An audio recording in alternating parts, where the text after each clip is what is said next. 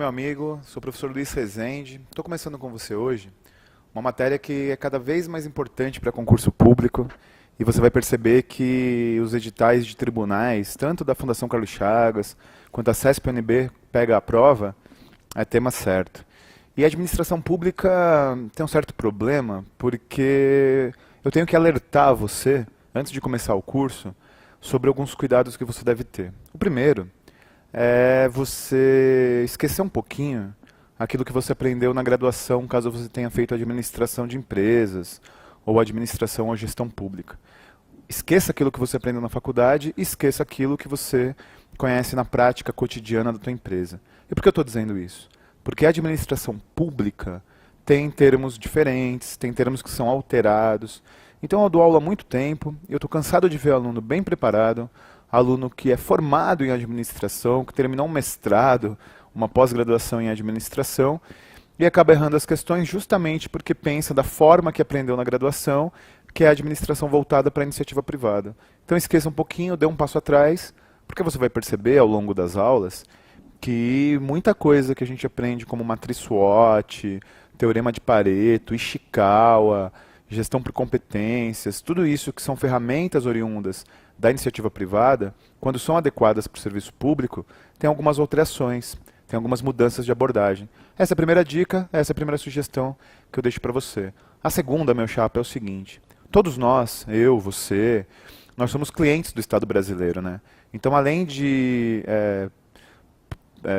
dar aula para concurso e ser futuro servidor público, nós utilizamos, num grau menor, outro maior, o serviço público. E nós somos críticos ao serviço público porque tem muito problema, né?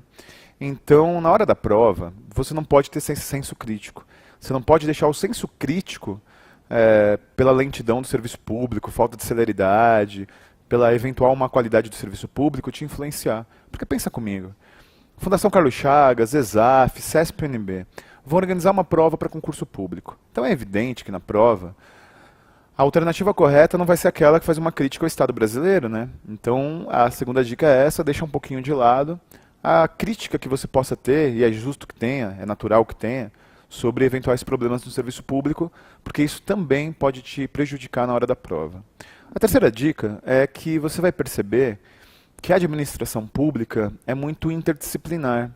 Na verdade, não é direito administrativo, não é atualidades, não é história, não é direito constitucional, mas acaba envolvendo aspectos dessas matérias, né? Então, em algumas aulas, eu vou ser obrigado a falar sobre o artigo 37 da Constituição Federal, os princípios da gestão pública. Eu vou, em algum momento das aulas, comentar sobre o controle hierárquico e finalístico, que você aprende no direito administrativo. Vou trabalhar, inclusive na aula de hoje, nessa introdução, as reformas administrativas do Estado brasileiro. Vou falar da Era Vargas, vou falar do governo militar, que mais vai parecer uma aula de história. E quando eu for falar das principais ferramentas da gestão atual, parece aula de atualidades. Esse é o problema, né? Na verdade, a administração ela tem uma interdisciplinaridade muito grande, o que deixa o aluno um pouquinho confuso, porque não é, por exemplo, como o direito constitucional, que todas as premissas estão resguardadas na Constituição. Não é como o direito administrativo, porque existe a previsão legal de tudo aquilo que cai na prova, existem as leis, existem as regulamentações. Eu até vou trabalhar com alguma legislação, eu vou trabalhar com algumas resoluções, do Conselho Nacional de Justiça, do TRE e tal, mas o fato é que muita parte da aula, muito aquilo que cai na prova, é empírico, é experimentação, afinal de contas, a administração é uma ciência humana. É uma ciência humana aplicada, né? Tudo aquilo que você discute teoricamente vira uma ferramenta para o mundo do trabalho. Mas o fato é que é uma ciência humana. Então existe um certo elemento aí de subjetividade que não tem previsão legal. Eu sei que você estuda para concurso e fica um pouco ressabiado com isso, né? Poxa, mas onde está a regulamentação? Cadê a lei que eu posso estudar? Existem algumas leis, né? Existe resolução do Conselho Nacional de Justiça para planejamento judiciário, existem regulamentações particulares do TRE, do STJ, mas você vai perceber que muita coisa é conceitual, ok? Então, dito isso, né, feita essa necessária introdução à aula, para você que vai prestar tribunal, para você que vai pleitear uma prova da Fundação Carlos Chagas, que aborde administração, eu vou agora para você, vamos dar uma lida no material, que eu vou trabalhar com você os conceitos iniciais, um pouquinho disso que eu falei para você. Olha só, Tem uma primeira definição, vem comigo aqui, que a administração é uma ciência humana aplicada. E é isso que eu quis te dizer. O que significa isso? O que significa a administração ser uma ciência humana aplicada? Significa que não é filosofia. Significa que você analisa teoricamente o mundo do trabalho, você analisa as condições das organizações e a conclusão disso, a aplicação disso, é você trabalhar com ferramentas e metodologias na vida real. Então você não fica só no campo da teoria, no campo das ideias. A administração pública, portanto, é uma ciência humana aplicada. Isso significa que a análise teórica se materializa em ferramentas e metodologias que interferem e organizam o mundo do trabalho. Então você vai perceber que tudo que eu for dizendo ao longo das aulas vai se representar em alguma ferramenta, vai se representar em algum aspecto teórico e prático. Deu para entender? Olha, tem uma outra definição, que é uma definição muito importante. É uma definição que você vai encontrar nas provas. Por exemplo, edital de TRE, edital de TRT, tem uma definição que é assim, ó. Diferenças e divergências diferenças e convergências, melhor dizendo, entre a gestão pública e a iniciativa privada. Qual a diferença principal entre o Estado, entre os órgãos públicos, entre as entidades da administração indireta e a iniciativa privada? No serviço público, só é permitido aquilo que é juridicamente previsto, como você já sabe. Já na iniciativa privada, você pode fazer tudo, desde que não tenha uma proibição legal. Então essa é uma diferença que parece que é uma diferença teórica, mas não é. Na verdade, essa é a grande diferença, né? Como eu digo aqui no material.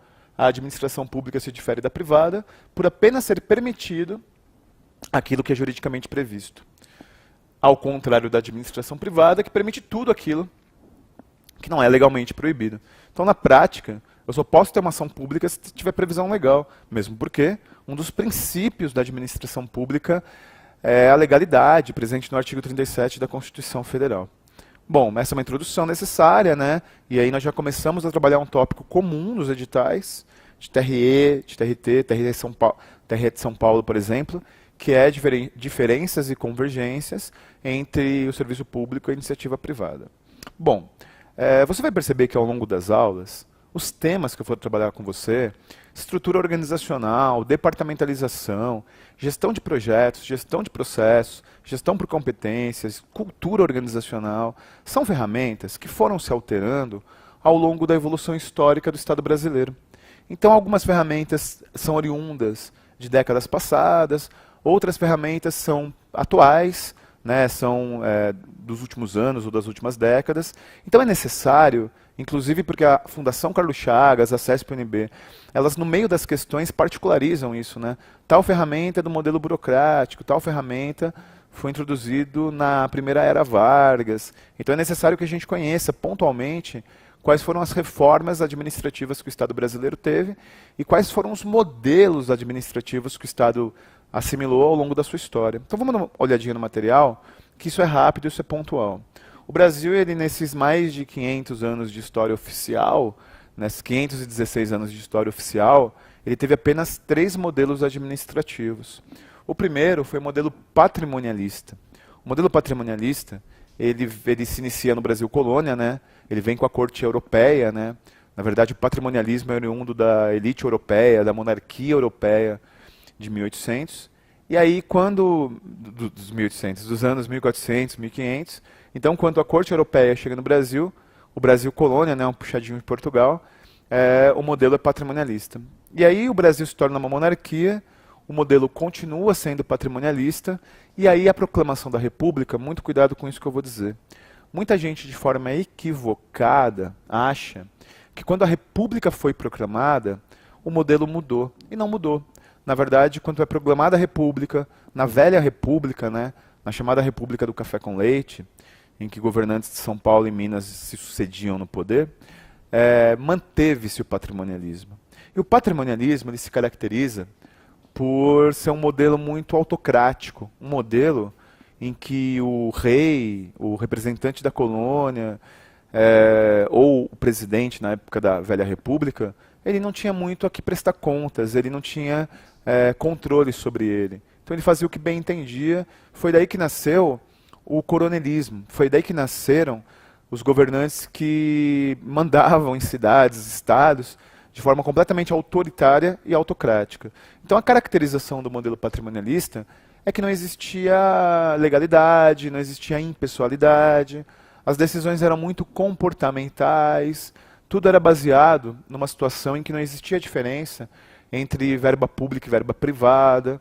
Então era normal o governante ele colher impostos e taxas e aumentar sua riqueza, aumentar o seu patrimônio, ou construir uma ponte, né, ou construir um patrimônio público.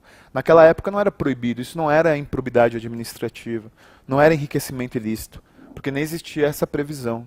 E também era normal do patrimonialismo uma situação em que existia o favorecimento das pessoas que eram próximas ali do governante, eram próximas do rei, eram próximas do presidente.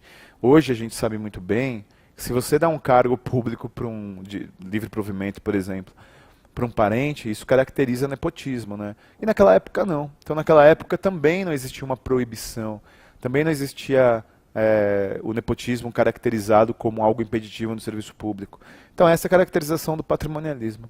Você concorda comigo que mesmo que o Brasil dos anos 30 ele não tivesse a crítica social e a sociedade civil organizada como hoje, era difícil manter, né? Era difícil manter um modelo que vinha lá da corte europeia, um modelo muito centralizador.